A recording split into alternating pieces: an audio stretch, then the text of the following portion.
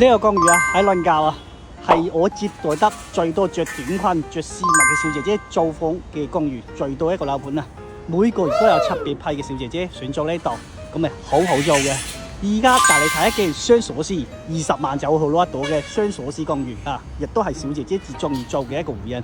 咩叫雙鎖匙呢？嗱，一推開咗門之後有兩戶嘅，呢度有一個門，呢度有一個門，呢度咧就最上邊嘅，呢戶咧就呢度嘅。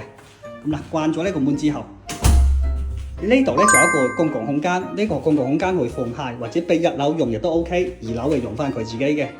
1樓、2樓都係有衛生間嘅，每層都有獨立衛生間，所以呢係可以分開租嘅。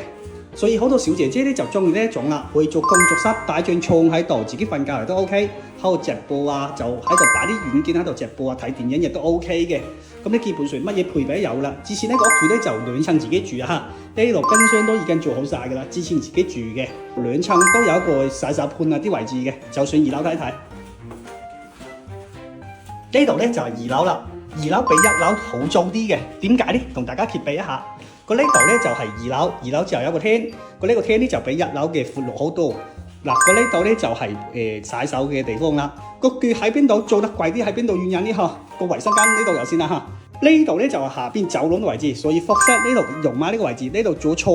咁下面嗰層呢張床只可以擺呢邊，個呢戶咧就呢張床可以擺呢邊。如果有個家庭用嘅嚇，呢度都可以擺床，咁呢邊亦都可以擺床，2到3個人住亦都 OK 嘅。